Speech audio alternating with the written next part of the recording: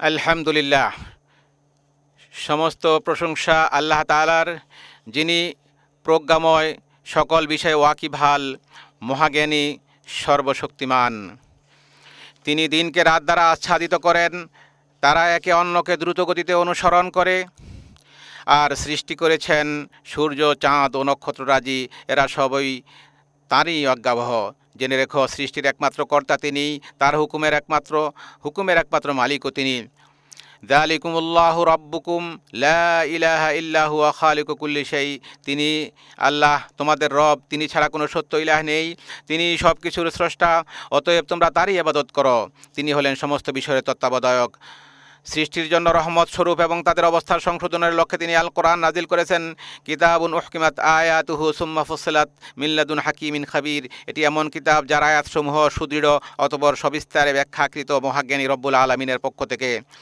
নিশ্চয়ই এ কোরআন সর্বাধিক সঠিক পথের দিশা দেয় এবং সৎকর্মশীল মোমেনদেরকে এ সুসংবাদ দেয় যে তাদের জন্য রয়েছে মহা পুরস্কার। আমি সাক্ষ্য দিচ্ছি যে আল্লাহ তাআলা ছাড়া কোনো সত্য ইলাহ নেই, তিনি ব্যতীত সত্যিকার অর্থে কারো ইবাদত করা যায় না।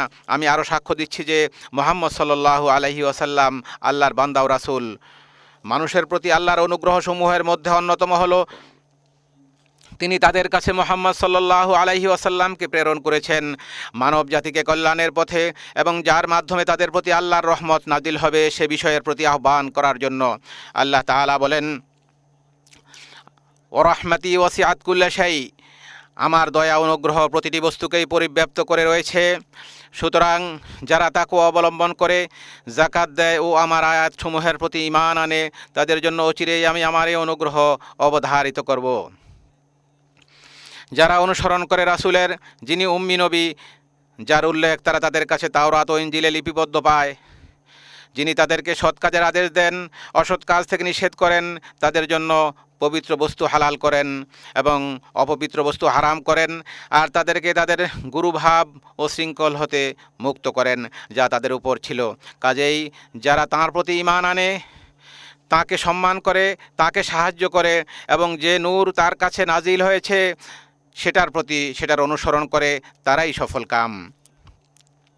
বলুন হে মানুষ, নিশ্চয়ই আমি তোমাদের সবার প্রতি প্রেরিত আল্লাহ রাসূল, যিনি আসমানসমূহ ও জমিনের সার্বভৌমত্বের অধিকারী। তিনি ছাড়া কোনো সত্য ইলাহ নেই, তিনি জীবিত করেন ও মৃত্যু দান করেন। কাজেই তোমরা ঈমান আনো আল্লাহর প্রতি ও তার রাসূল উম্মি নবীর প্রতি, যিনি আল্লাহ ও তার বাণীসমূহে ঈমান রাখেন, আর তোমরা তার অনুসরণ করো যাতে তোমরা হিদায়াত প্রাপ্ত হও। আল্লাহ আজ্জা ওয়া জাল্লা তাঁর উপর, তাঁর পরিবার পরিজন, সাহাবায়ে কেরাম ও তাঁর অনুসারীদের উপর সালাত ও সালাম নাজিল করুন। আম্মা বাদ, ইয়া আইয়ুহান নাস ইত্তাকু রাব্বাকুম। হে মানুষ, তোমরা তোমাদের রবের তাকওয়া অবলম্বন করো এবং ভয় করো সেই দিনকে যখন কোনো পিতা তার সন্তানের পক্ষ থেকে কিছু আদায় করবে না, অনুরূপ কোনো সন্তান সেও তার পিতার পক্ষ থেকে আদায়কারী হবে না। নিশ্চয়ই আল্লাহর প্রতিশ্রুতি সত্য। কাজেই দুনিয়ার জীবন যেন তোমাদেরকে কিছুতেই প্রতারিত না করে এবং মহাপ্রবঞ্চক শয়তান যেন তোমাদেরকে কিছুতেই আল্লাহ সম্পর্কে প্রবঞ্চিত না করে। কারণ যে ব্যক্তি তাকওয়ার অধিকারী হয় সে দুনিয়া ও আখিরাতের উত্তম পরিণাম এবং নিশ্চিত বিজয় লাভ করে। আল্লাহ সুবহানাহু ওয়া তাআলা বলেন, আর যারা তাকওয়া অবলম্বন করেছে আল্লাহ তাদেরকে উদ্ধার করবেন তাদের সাফল্য সহ, তাদেরকে অমঙ্গল স্পর্শ করবে না এবং তারা চিন্তিত হবে না। আল্লাহ বলেন, ওয়া মান ইয়াত্তাকিল্লাহা ইয়াজআল লাহু মাখরাজা। আর যে কেউ আল্লাহর তাকওয়া অবলম্বন করে, আল্লাহ তার জন্য উত্তরণের পথ বের করে দেন এবং তিনি তাকে তার ধারণাতীত উৎস হতে রিজিক দান করেন। আর যে ব্যক্তি আল্লাহর উপর তাওয়াক্কুল করে তার জন্য আল্লাহই যথেষ্ট। ওয়া মান ইয়াত্তাকিল্লাহা ইয়াজআল লাহু মিন আমরিহি ইউসরা। আর যে আল্লাহকে ভয় করে, আল্লাহ তার জন্য তার কাজকে সহজ করে দেন। আর যে আল্লাহকে ভয় করে তিনি তার পাপসমূহ মোচন করবেন এবং তাকে দেবেন মহাপুরস্কার। আল্লাহ ভীতির অপরিহার্য বিষয়গুলোর মধ্যে রয়েছে বান্দা একমাত্র আল্লাহর ইবাদত করবে, অন্য কারো ইবাদত করবে না। আল্লাহ তাআলা বলেছেন, ইনিল হুকমু ইল্লা লিল্লাহ। বিধান দেওয়ার অধিকার শুধু আল্লাহ তাআলারই। তিনি তিনি নির্দেশ দিয়েছেন, শুধু তাকে ছাড়া অন্য কারো ইবাদত করা যাবে না। এটাই শাশ্বত দিন, কিন্তু অধিকাংশ মানুষ তা জানে না। ইয়া আইয়ুহান নাসু উবুদু রাব্বাকুমুল্লাযী খালাকাকুম ইলা আখিরিল আয়া। এ মানুষ, তোমরা তোমাদের সেই রবের ইবাদত করো যিনি তোমাদেরকে এবং তোমাদের পূর্ববর্তীদেরকে সৃষ্টি করেছেন যাতে তোমরা তাকওয়ার অধিকারী হতে পারো। আর এটাই হলো তাওহীদের সাক্ষ্য, লা ইলাহা ইল্লাল্লাহ, তথা আল্লাহ ছাড়া প্রকৃত কোনো ইলাহ নেই, এই কথার মর্মার্থ, যা দিন ইসলামের নিদর্শন ও সাফল্যের চাবিকাঠি। আল্লাহ তাআলা বলেন, ওয়া ইলাহুকুম ইলাহুন ওয়াহিদ লা ইলাহা ইল্লা হুয়ার রহমানুর রহিম। আর তোমাদের ইলাহ এক আল্লাহ, তিনি ছাড়া অন্য কোনো সত্য ইলাহ নেই। ওয়াল্লাযী ইউসাউবিরুকুম ফিল আরহামি কাইফা ইয়াশা। তিনি মাতৃগর্ভে যেভাবে ইচ্ছা তোমাদের আকৃতি গঠন করেছেন, তিনি ছাড়া অন্য কোনো সত্য ইলাহ নেই। তাওহীদের সাক্ষ্যের সাথে রিসালাতের সাক্ষ্য অন্তর্ভুক্ত হয়, কারণ মুহাম্মদ সাল্লাল্লাহু আলাইহি ওয়াসাল্লাম নিশ্চিতভাবেই আল্লাহ রাসূল। আল্লাহ তাআলা বলেছেন, মা কানা মুহাম্মাদুন আবা আহাদিম মির রিজালিকুম ওয়ালাকির রাসূলুল্লাহি ওয়া খাতামান নাবিয়্যিন। মুহাম্মদ তোমাদের মধ্যে কোনো পুরুষের পিতা নন, বরং তিনি আল্লাহর রাসূল এবং শেষ নবী। আল্লাহ সব কিছু সম্পর্কে জানেন। আর এ দুটো শাহাদাত বা সাক্ষ্য ইসলামের রুকনসমূহের মধ্যে সর্বপ্রথম রুকন বা স্তম্ভ। ইসলামের রুকনসমূহের মধ্যে আরও রয়েছে 5 ওয়াক্ত সালাত কায়েম করা, যেমন আল্লাহ তাআলা বলেছেন, ওয়াকিমিস সালাহ ইন্নাস সালাতা তানহা আনিল ফাহশাই ওয়াল মুনকার। এবং সালাত কায়েম করুন, নিশ্চয়ই সালাত বিরত রাখে অশ্লীল মন্দ কাজ থেকে, আর আল্লাহর স্মরণই সর্বশ্রেষ্ঠ। তোমরা যা করো আল্লাহ তা জানেন। ইসলামের আরেকটি রোকন হলো যাকাত আদায় করা, যেমনটি আল্লাহ বলেছেন, খুয মিন আমওয়ালিহিম সাদাকাহ। আপনি তাদের সম্পদ থেকে সাদাকা গ্রহণ করুন, এর দ্বারা আপনি তাদেরকে পবিত্র ও পরিশোধিত করবেন এবং তাদের জন্য দোয়া করুন। আল্লাহ তাআলা রমাদানের রোজাকে ফরজ করেছেন, এটি ইসলামের একটি রোকন। আল্লাহ তাআলা বলেছেন, শাহরু রমাদান আল্লাযী উনজিলা ফীহিল কুরআন হুদাল লিন্নাস। রমাদানই হলো সেই মাস যাতে কোরআন নাজিল করা হয়েছে, যা মানুষের জন্য হেদায়েত এবং সুপথের উজ্জ্বল নিদর্শন এবং হক ও বাতিলের মধ্যে পার্থক্য নির্ণয়কারী। কাজেই তোমাদের মধ্যে যে ব্যক্তি এই মাস পাবে, সে যেন এ সময় সিয়াম পালন করে। আর যার সক্ষমতা রয়েছে তার জন্য হজ পালন করা, হজ আদায় করা ইসলামের আরেকটি রোকন। আল্লাহ তাআলা বলেছেন, ওয়াযিন ফিন্নাসি বিল হজ্জি ইয়াতুকা রিজালান ওয়া আলা কুল্লি দামিরিন ইয়াতিনা মিন কুল্লি ফাজ্জিন আমিক। আর মানুষের কাছে হজের ঘোষণা করে দিন, তারা আপনার কাছে আসবে পায়ে হেঁটে এবং সব ধরনের ক্ষীণকায় ক্ষিপ্রগতির উটের পিঠে চড়ে। তারা আসবে দূর দূরান্তের পথ অতিক্রম করে। নবী সাল্লাল্লাহু আলাইহি ওয়াসাল্লাম বলেছেন, আল ইসলামু আন তাশহাদা আল্লা ইলাহা ইল্লাল্লাহ ওয়া আন্না মুহাম্মাদুর রাসূলুল্লাহ। ইসলাম হচ্ছে তুমি সাক্ষ্য দিবে যে আল্লাহ ছাড়া প্রকৃতপক্ষে কোনো ইলাহ নেই এবং মুহাম্মদ সাল্লাল্লাহু আলাইহি ওয়াসাল্লাম আল্লাহর রাসূল। তুমি সালাত কায়েম করবে, যাকাত দিবে, যাকাত আদায় করবে, রমাদানের সওম পালন করবে এবং পথ অতিক্রম করার সামর্থ্য থাকলে বাইতুল্লাহর হজ করবে। আর ঈমান এই যে তুমি আল্লাহ, তার ফেরেশতাকুল, তার কিতাবসমূহ, তার প্রেরিত নবীগণ এবং শেষ দিনের উপর ঈমান আনবে এবং তাকদীর ও এর ভালো মন্দের প্রতি ঈমান রাখবে। আর ইহসান এই যে তুমি এমনভাবে আল্লাহর ইবাদত করবে যেন আল্লাহকে দেখছো, যদি তাকে দেখতে না পাও তাহলে তিনি তোমাকে দেখছেন, এ অনুভূতি পোষণ করবে। হে মোমেনগণ, এ হলো আল্লাহর দ্বীন ও শরিয়া, যা তিনি সৃষ্টিকুলের জন্য নির্বাচন করেছেন, যার মাধ্যমে তিনি তাদেরকে রহমতের চাদরে ঢেকে দিয়েছেন। ফলে এটি তাদের জন্য নানাবিধ কল্যাণ, উপকার ও শান্তি নিয়ে এসেছে এবং বিভিন্ন অকল্যাণ ও অনিষ্টকর বিষয় দূর করেছে। আরাফা দিবসে এই জন্যই রাসূল সাল্লাল্লাহু আলাইহি ওয়াসাল্লামের উপর আল্লাহর এই বাণী নাজিল হয়েছে, আল ইয়াউমা আকমালতু লাকুম দীনাকুম ওয়া আতমামতু আলাইকুম নি'মাতি ওয়া রাদিতু লাকুমুল ইসলামা দীনা। আর আমি আজকে তোমাদের জন্য তোমাদের দিনকে পরিপূর্ণ করে দিলাম, তোমাদের উপর আমার নেয়ামত সম্পাদন করলাম এবং ধর্ম হিসাবে তোমার জন্য ইসলামকেই মনোনীত করলাম। আর নবী সাল্লাল্লাহু আলাইহি ওয়াসাল্লাম সম্পর্কে আল্লাহ বলেন, ওমা আরসালনাকা ইল্লা রাহমাতাল লিল আলামিন। আমি আপনাকে জগৎসমূহের জন্য রহমত স্বরূপ প্রেরণ করেছি। এই পরিষ্কার অবস্থান থেকে বরকতময় ইসলামী শরিয়া কল্যাণ অর্জন ও তা বৃদ্ধি করা এবং অকল্যাণ দূরীকরণ ও তারাশ করার বিষয়টি নিয়ে এসেছে। পাশাপাশি এই সিদ্ধান্ত দিয়েছে যে অকল্যাণ প্রতিহত করা কল্যাণ নিয়ে আসার চাইতেও অগ্রগামী। একইভাবে ছোট কল্যাণ ছেড়ে দিয়ে হলেও বড় কল্যাণ অর্জন করা এবং বড় ক্ষতি রোধ করার নিমিত্তে ছোট ক্ষতি মেনে নেয়ার মূলনীতি নিয়ে এসেছে ইসলাম। একসাথে একাধিক বিষয়ের সম্মুখীন হলে সবচাইতে বড় কল্যাণ এবং সবচেয়ে ছোট ক্ষতিটি গ্রহণ করার নির্দেশ দিয়েছে ইসলাম। এইভাবে ইসলামী শরিয়া এ ব্যাপারে গুরুত্ব আরোপ করেছে যে একটি ক্ষতি দূর করতে গিয়ে আরেকটি ক্ষতি করা যাবে না। যেমন হাদিসে এসেছে, লা দরারা ওয়ালা দরার, ক্ষতি করাও যাবে না আর ক্ষতিগ্রস্ত হওয়াও যাবে না। সুতরাং যথাসম্ভব ক্ষতি রোধ করতে হবে। এ প্রসঙ্গেই ইসলামী শরিয়া এসব বিষয় নিয়ে এসেছে যা জীবনকে সমৃদ্ধ করবে এবং যার দ্বারা উন্নতি অর্জিত হবে। আমাদের শরিয়া অন্যকে ক্ষতি করা থেকে অথবা কারো প্রতি কষ্ট পৌঁছানো থেকে নিষেধ করেছে।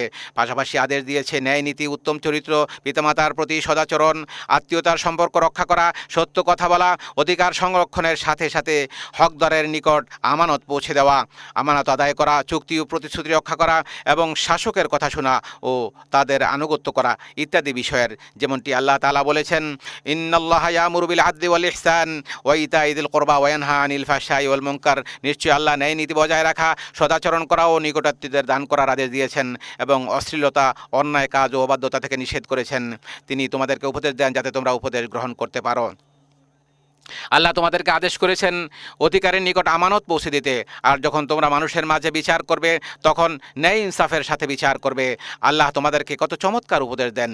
নিশ্চয়ই আল্লাহ সর্বশ্রোতা ও সর্বদ্রষ্টা।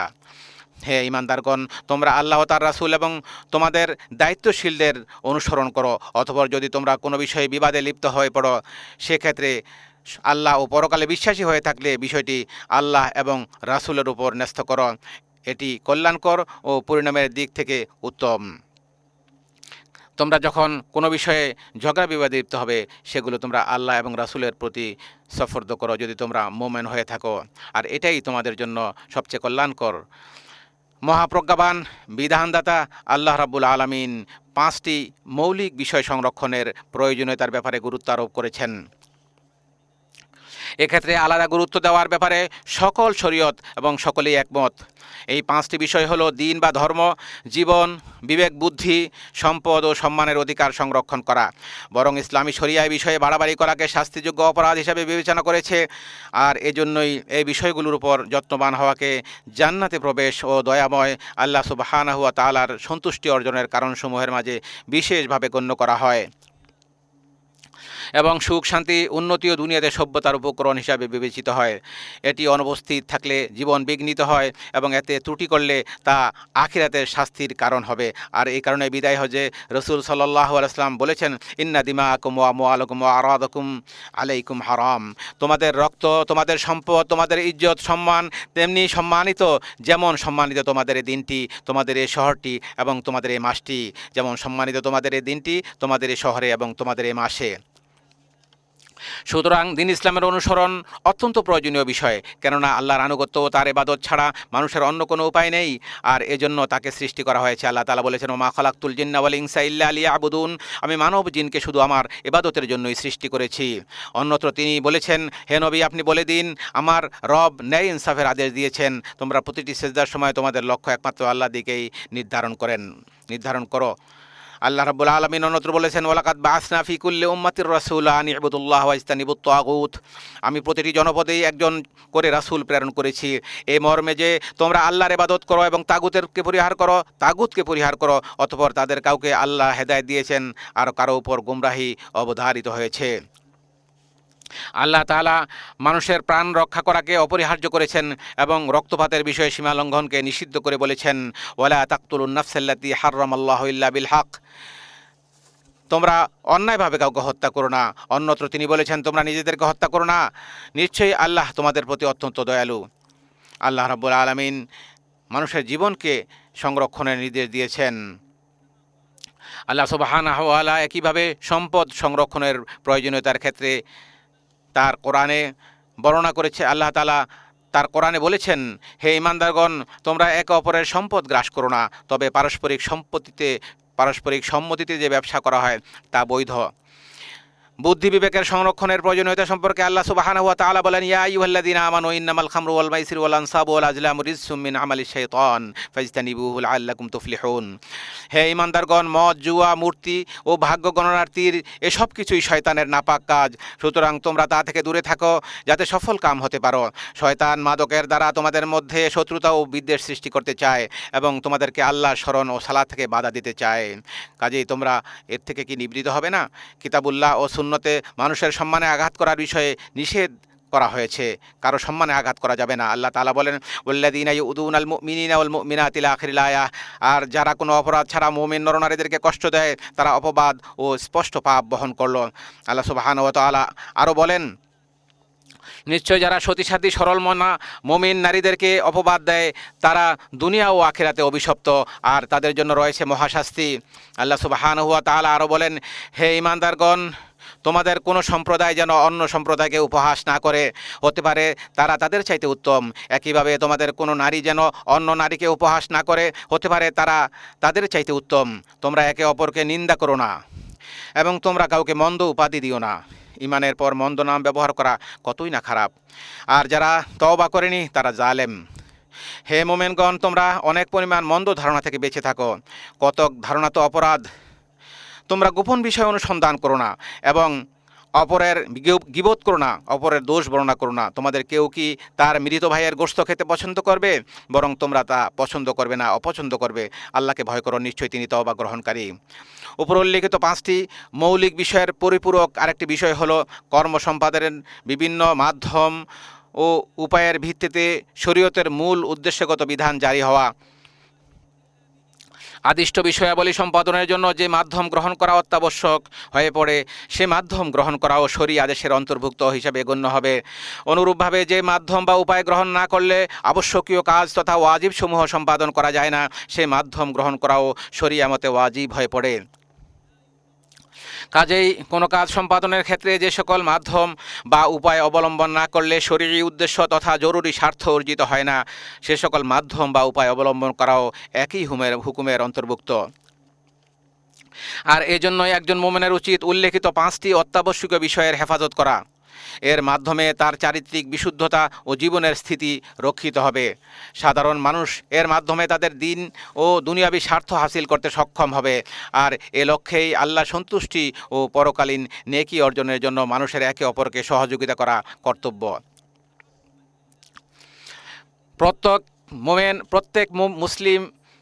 প্রত্যেক মুসলিমের দায়িত্ব হলো 5টি মৌলিক বিষয়ের সংরক্ষণের লক্ষ্যে শরীয়তের লক্ষ্য উদ্দেশ্য অর্জনের পথে নেতিবাচক প্রভাব সৃষ্টিকারীদের ব্যাপারে সতর্ক থাকা। আমাদের সবাইকে নিজ নিজ সক্ষমতা, পেশা, অর্পিত দায়িত্বের আলোকে এর জন্য কাজ করে যেতে হবে। আমাদের বংশধরকে, বিশেষ করে উঠতি প্রজন্মকে এমন শিক্ষা দিতে হবে যাতে তারা জীবনের মৌলিক এই বিষয়গুলোর প্রতি যত্নবান হতে পারে। যেহেতু সকল স্থানে ও সকল সময়ে 5টি অত্যাবশ্যকীয় বিষয়ের সংরক্ষণ করা ওয়াজিব, সেজন্য মনে রাখতে হবে সম্মানিত স্থানে এর গুরুত্ব আরও বেড়ে যায়। এই মক্কা আল মুকাররমায় এই সমস্ত জিনিসগুলোকে সংরক্ষণ করা আরও বেশি গুরুত্বপূর্ণ। আল্লাহ সুবহানাহু ওয়া তাআলা এগুলোকে সংরক্ষণ করার জন্য নির্দেশ করেছেন। বিশেষ করে মক্কা আল মুকাররমায়ের গুরুত্ব আরও বেশি। আল্লাহ তাআলা বলেছেন, ওমা ইউরিদ ফিহি বিইলহাদিন বিযুলমিন নুযিকহু মিন আযাবিন আলীম। আর যে ব্যক্তি এখানে অন্যায়ভাবে দিন বিরোধী পাপ কাজের ইচ্ছা করে, আমি তাকে আস্বাদন করব যন্ত্রণাদায়ক শাস্তি। হজ্জে দিনের নিদর্শন ও আল্লাহর প্রতি একনিষ্ঠতার প্রকাশ ঘটবে, এটি স্বাভাবিক। হজ রাজনৈতিক, দলীয় স্লোগান, প্রতীক ও চিহ্ন ব্যবহারের জায়গা নয়। এখানে নির্ধারিত কর্তৃপক্ষের নিয়ম শৃঙ্খলা, নির্দেশনা মেনে চলা আবশ্যক, যাতে করে নিরাপদে ও প্রশান্তির সাথে পবিত্র হজ্জের কার্যাবলী সম্পাদন করা যায়, যাতে করে হাজী সাহেবগণ অত্যন্ত নিরাপত্তার সাথে সুন্দরভাবে তাদের কাজগুলো করতে পারেন। আল্লাহর ঘরের সম্মানিত হাজী সাহেবগণ, নিশ্চয়ই আপনারা আরাফায় এমন এক সম্মানজনক অবস্থানে রয়েছেন যার জন্য ফেরেশতারা আপনাদেরকে নিয়ে আল্লাহর কাছে গর্ব করেন। একটি মহিমান্বিত স্থান ও বরকতময় সময়ে আপনারা একত্রিত হয়েছেন। এখানে ভালো কাজের প্রতিদান বহুগুণ বাড়িয়ে দেওয়া হয়, পাপ কাজগুলো ক্ষমা করে দেওয়া হয়, বান্দার মর্যাদা বৃদ্ধি করা হয়। কাজেই রাসূল সাল্লাল্লাহু আলাইহি ওয়াসাল্লামের সুন্নাহ অনুসরণ করে আল্লাহর কাছে নিজেদেরকে সুফর্দ করুন। সে নবীর অনুসরণ করুন যিনি এই সম্মানজনক স্থানে সাহাবীদেরকে উদ্দেশ্য করে ভাষণ দিয়েছিলেন। বেলাল রাদিয়াল্লাহু তাআলা আনহুকে আদেশ দিলে তিনি আজান ও একামত দেন। অতঃপর রাসূল সাল্লাল্লাহু আলাইহি ওয়াসাল্লাম 2 রাকাত যোহরের সালাত আদায় করেন। এরপরে একামত দেয়া হলে রাসূল সাল্লাল্লাহু আলাইহি ওয়াসাল্লাম আসরের 2 রাকাত সালাত আদায় করেন। মূলত তা 2 সালাতকে একত্রিত করা এবং অগ্রবর্তী করে আদায় করার একটি বিধান। অতঃপর তিনি উষ্ট্রির পিঠে বসেন, সে অবস্থায় আল্লাহকে স্মরণ করতে থাকেন যতক্ষণ না সূর্যের লাল আভা বিলীন হয়ে যায়। অতঃপর তিনি মুজদালিফায় গমন করেন। পথিমধ্যে সাহাবীদেরকে বিনয়, নম্রতা ও সহনশীলতার উপদেশ দেন। মুজদালিফায় পৌঁছে 3 রাকাত মাগরিব ও 2 রাকাত এশার নামাজ তিনি আদায় করেন। ফজরের সালাত আদায় না করা পর্যন্ত সেখানে রাত যাপন করেন।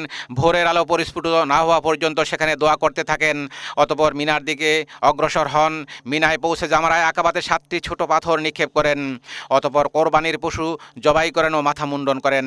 এরপর বাইতুল্লাহ হজের ফরজ তওয়াফ তথা তওয়াফুল ইফাদা সম্পন্ন করেন। তওয়াফ শেষ করে রসুল সাল্লাল্লাহু আলাইহি ওয়াসাল্লাম মিনায় ফিরে আসেন। তাশরিকের দিনগুলোতে সেখানে অধিক পরিমাণে তাকবীর, তাহলিল ও তাহমিদের মাধ্যমে আল্লাহর জিকির করার মধ্য দিয়ে অবস্থান করেন। প্রতিদিন দ্বিপ্রহরের পর 3টি জামরায় তিনি পাথর নিক্ষেপ করেছেন। ছোট ও মধ্যম জামরাতে পাথর মেরে আল্লাহর কাছে তিনি দোয়া করেছেন। আর অক্ষম অপারগদের জন্য মিনায় অবস্থান করার ক্ষেত্রে ছাড় দেওয়া হয়েছে। রসুলের সুন্নাহ হলো 13তম দিবস পর্যন্ত মিনায় অবস্থান করা, এটি উত্তম, যদিও 12তম দিবসে মিনা ত্যাগের অনুমতি রয়েছে, তবে 13তম দিন পর্যন্ত থাকা সুন্নাহ। হজের যাবতীয় কার্যাবলী সমাপ্ত হওয়ার পর মদিনায় ফিরে যাওয়ার মনস্থ করলে রাসূল সাল্লাল্লাহু আলাইহি ওয়াসাল্লাম পবিত্র কাবা করে বিদায়ী তওয়াফ সম্পন্ন করেন। আল্লাহর ঘরের মেহমান সম্মানিত হাজী সাহেবগণ, রাসূল সাল্লাল্লাহু আলাইহি ওয়াসাল্লাম সিয়াম পালন না করেই আরাফাতের ময়দানে অবস্থান করেছেন, যাতে আল্লাহকে বেশি বেশি করে স্মরণ করার ক্ষেত্রে তা সহায়ক হয়। তিনি আরাফাতের সময়টুকু আল্লাহর অধিক পরিমাণে স্মরণ, আল্লাহর জিকির ও তার কাছে বেশি বেশি চাওয়ার মাধ্যমে, দোয়ার মাধ্যমে অতিবাহিত করেছেন। সুতরাং আপনারা রাসূল সাল্লাল্লাহু আলাইহি ওয়াসাল্লামকে অনুসরণ করুন। আল্লাহ সুবহানাহু ওয়া তাআলা ইরশাদ করেছেন যেন আল্লাহর রসুল সাল্লাল্লাহু আলাইহি ওয়াসাল্লামের অনুসরণ করা হয় এবং বেশি বেশি দোয়া করা হয়। তোমরা মিনতি ভরে ও সঙ্গোপনে তোমাদের রবকে ডাকো এবং ভয় ও প্রত্যাশা নিয়ে তাকে ডাকো, আল্লাহকে ডাকো। আপনারা নিজেদের জন্য, নিজেদের পিতামাতা এবং যাদের সাথে আপনাদের সম্পর্ক রয়েছে তাদের সবার জন্য আল্লাহর কাছে দোয়া করুন, কারণ কারো অনুপস্থিতিতে তার জন্য কেউ দোয়া করলে দায়িত্বপ্রাপ্ত ফেরেশতারা বলেন আমিন, তোমার জন্য একই পুরস্কার। আমাদের ফিলিস্তিনি ভাইদের জন্য দোয়া করুন, দুঃখ দুর্দশায় তারা নিপতিত, শত্রুদের আঘাতে তাদের রক্ত ঝরছে, তাদের ঘরবাড়ি ও ভূখণ্ড শত্রুদের ধ্বংসযজ্ঞের শিকার হচ্ছে, নিত্য প্রয়োজনীয় ঔষধ, পথ্য, খাবার, পানীয়, বস্ত্র থেকে তাদেরকে বঞ্চিত করা হচ্ছে। নিঃসন্দেহে যারা পরের উপকার করে এবং অন্যের প্রতি অনুগ্রহ প্রদর্শনে এগিয়ে আসে, আমাদের দোয়া পাওয়ার ব্যাপারে তারাই বেশি হকদার। যারা হারামাইন শরীফাইনের খেদমতে নিয়োজিত আছেন এবং আল্লাহর ঘরের মেহমানদের কষ্ট লাগবে, রাত দিন নির্ঘুম ও ক্লান্ত পরিশ্রম করে যাচ্ছেন, তাদের কথা বলতেই হবে। আর এই শ্রেণীর ব্যক্তিদের মধ্যে সর্বপ্রথমে আসে খাদিমুল হারামাইন শরীফাইন বাদশাহ সালমান বিন আব্দুল আজিজ এবং তার বিশ্বস্ত ক্রাউন প্রিন্সের কথা। হে আল্লাহ, হে চিরঞ্জীব, হে মহান সত্তা, হে অতি সম্মানের অধিকারী রব, আপনার কাছে প্রার্থনা করছি আপনার দয়া ও অনুগ্রহে খাদিমুল হারামাইন শরীফাইন বাদশাহ সালমান বিন আব্দুল আজিজ ও তার বিশ্বস্ত ক্রাউন প্রিন্স মোহাম্মদ বিন সালমানকে যাবতীয় কল্যাণমূলক কাজের তৌফিক দান করুন। তাদের জন্য আপনি সাহায্যকারী হয়ে যান, তাদের প্রতিদান বৃদ্ধি করে দিন এবং তাদের প্রতি সন্তুষ্ট হয়ে যান। তাদের খেদমতগুলোকে কবুল করে নিয়ে তাদেরকে জাযায়ে খায়ের দান করুন। তারা ইসলাম এবং মুসলমানদের খেদমত করছে, আল্লাহ তাদের সওয়াবকে আপনি বাড়িয়ে দিন, তাদেরকে ক্ষমা করে দিন। হে আল্লাহ, হাজী সাহেবদের হজকে কবুল করুন, তাদের কাজগুলোকে সহজ করে দিন, সহি সালামতে প্রভূত কল্যাণ অর্জনের মধ্য দিয়ে গুণামুক্ত হয়ে কবুলকৃত তওবার সৌভাগ্য লাভ করে এবং যাবতীয় প্রয়োজন মিটিয়ে যেন তারা নিজ নিজ দেশে ফিরে যেতে পারে, সেই তৌফিক দান করুন। হে আল্লাহ, সকল মুসলিম ও মুমিন নরনারীকে ক্ষমা করুন, সকল অনিষ্ট থেকে তাদেরকে রক্ষা করুন, তাদের দিন ও নিরাপত্তাকে, তাদের রক্ত ও সম্পদকে, তাদের বিবেক বুদ্ধি ও মান সম্মানকে হেফাজত করুন, তাদের জন্য কল্যাণের ফায়সালা করুন, যাবতীয় অনুষ্ঠতা ও মন্দ বিষয় থেকে তাদেরকে দূরে রাখুন, তাদের অন্তরকে পরিশুদ্ধ করুন, তাদের ভূখণ্ডকে নিরাপদে রাখুন, অভাব থেকে তাদেরকে মুক্ত করুন, তাদের সকল বিষয়ের দায়িত্ব গ্রহণ করুন। সুবহানা রব্বিকা। হে আল্লাহ, আপনি মুসলমানদের অন্তরসমূহকে সংশোধন করুন। আল্লাহ, মুসলমানদেরকে, মুমিনদেরকে তাদের দেশে আপনি নিরাপদে রাখুন, তাদের রিজিকে বরকত দান করুন এবং তাদের সমস্ত বিষয়গুলোর আপনি দায়িত্ব গ্রহণ করুন। সুবহানা রব্বিকা রব্বিল ইজ্জাতি আম্মা ইয়াসিফুন ওয়া সালামুন আলাল মুরসালিন ওয়ালহামদুলিল্লাহি রব্বিল আলামিন।